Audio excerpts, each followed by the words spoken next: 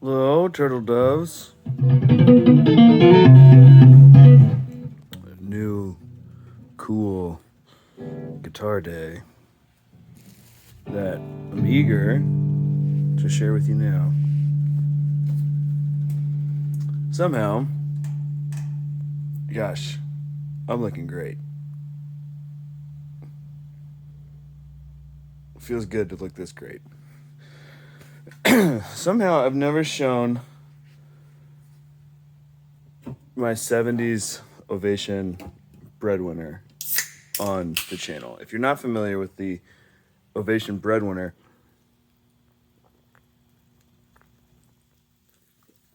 then it's likely, or at least possible, that you're not familiar with any of Ovation's solid body guitars and basses, which were one of the nicest things that the 1970s ever brought us as a species, or at least funniest. And the reason why I say you might not be familiar with the entire line is because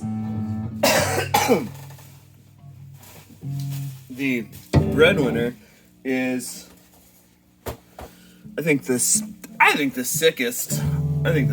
one that Ovation brought to market. They are all bolt-ons and they're all made of wood, and most of them, but not all of them, have some of the earliest active electronics that were brought to market. The Ovation Breadwinner looks like a fun battle axe. Mine was black, and while I possessed the original black pickguard, it had a dark stained spruce pickguard, and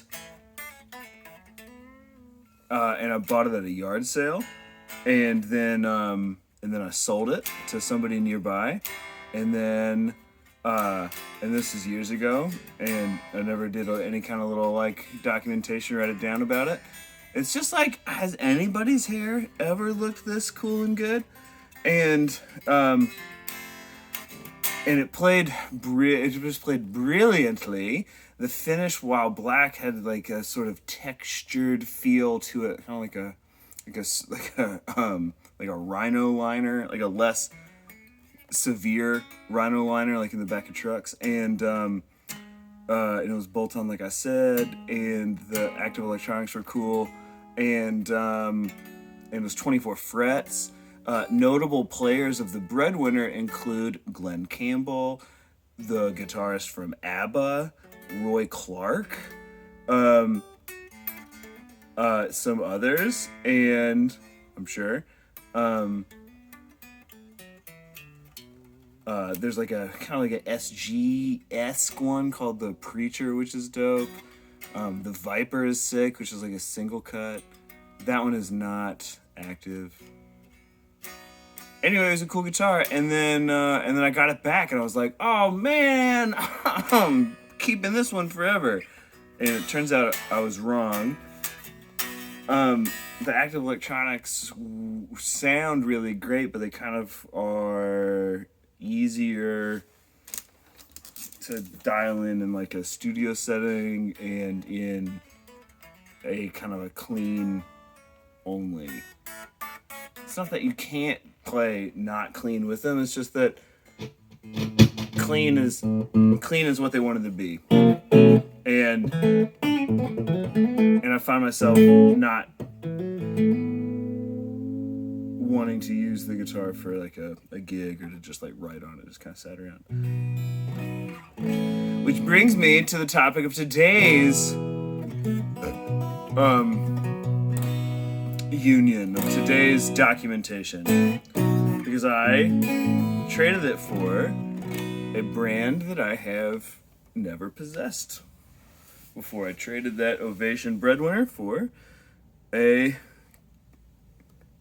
Heritage H170 from 1987. And if it just isn't a handsome little thing. I mean, if this just isn't a nice looking guitar that's still pretty weird.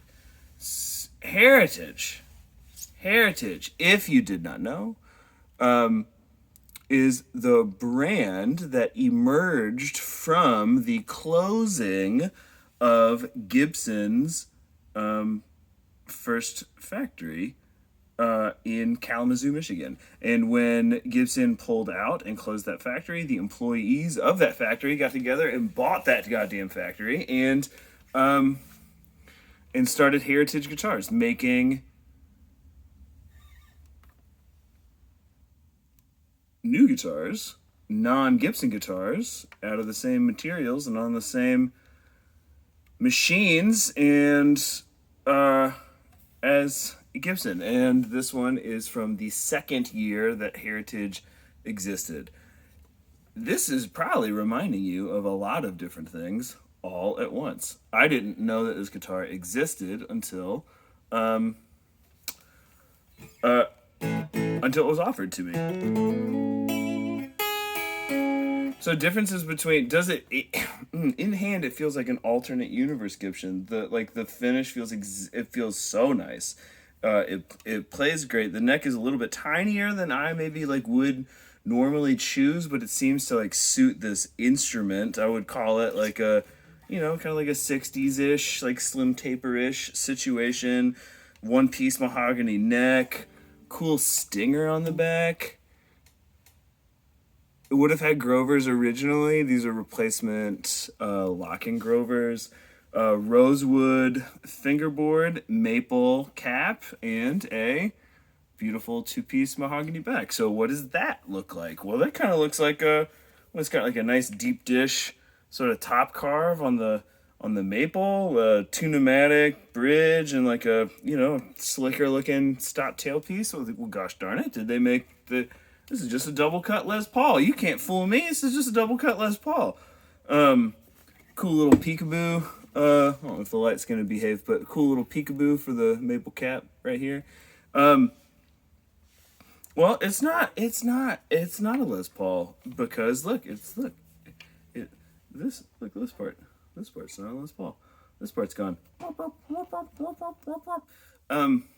And also the control layout is a little bit different, right? So this is not only is it kind of SG-ish, so yes, it certainly is an almost Les Paul, and then it's kind of an almost SG because look, we've got a little double cutaway, and then also we've got a different electronics layout here.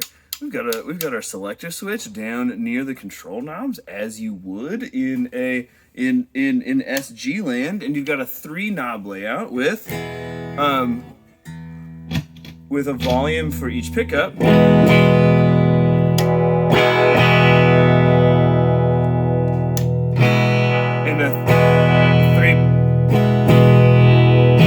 And a 3 selector switch with a master tone.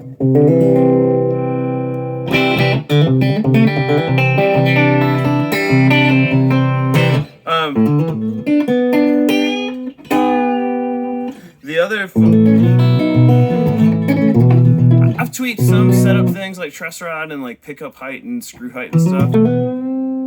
But while the neck is a little more delicate than I would maybe prefer, I think one of the reasons why it feels like it fits is because it has such light gauge strings on it.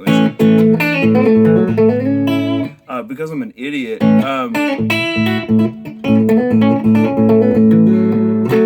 I've been playing more with 12s and 13s on Gibson scale lengths and minimum at 11s on Fender scale lengths, and that's just what feels good to my moronic right hand. But this lightness feels so comfortable and fun to finger pick on, and the weight of the entire guitar cannot be over 8 pounds. I don't know what it actually is, but it just feels like it is not over 8 pounds. Why is that? Well, it's not just a Les Paul, it's not just a SG, it's also kind of a melody maker because it's super fucking thin. It's also a SG thing, but look at that neck joint. That's just as melody maker kind of as they come, right? Skinny little heel, but it's definitely in here. I haven't pulled the pickups yet to see what's going on as far as the tenon joint that they're using, but Who knows? By 86, it would have been like short tenons existed. So I don't know if that's a spec that they would have kept, but they're clearly even like out the gate making some weird shit when Heritage starts. So, you know, I could see a long neck tenon when I'm in there. The pickups are not original to the guitar, but are period correct, and I've been told model correct to what would have been found in there originally, which are German-made Schallers. And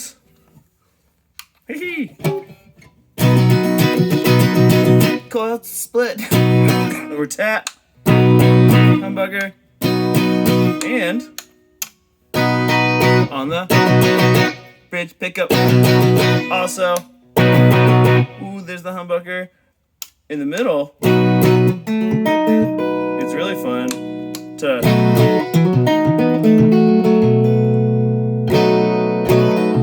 the blendies when you're doing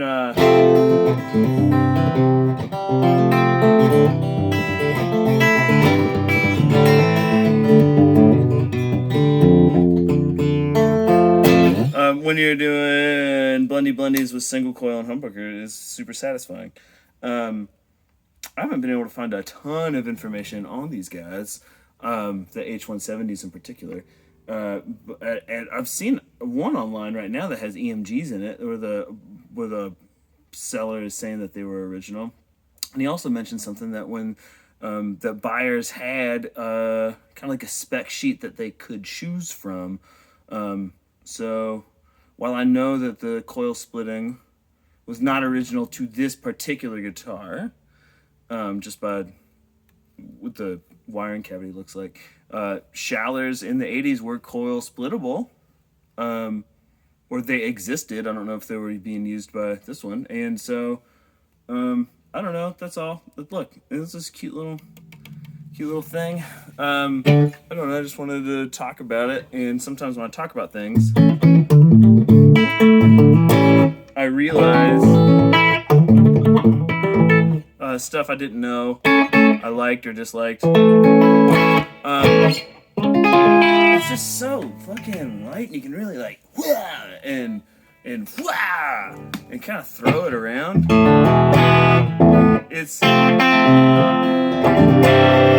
oof. Another little thing that you were, look, this was my stand. It was the cubby, the port of that Music Man 2 10 cab. It works great, but you are going through this little thing, which is also a new addition to the room. It's a Z28 head through the 2x12 Z Best cab by Dr. Z, and this is the Mark 1. So when was it made? I'm not sure, but it's the Mark 1, and I bought it because I knew I could sell it for more than I paid for it. And this little guy stole my heart. And I used it at a gig the day that I bought it. And yoo-hoo! So let's see, what time is it? I gotta get going. I gotta go buy some dinner, and so let me just like rip this amp open a little bit and noodle for a sec, and let you actually hear the guitar. And look, I hope you're all doing great.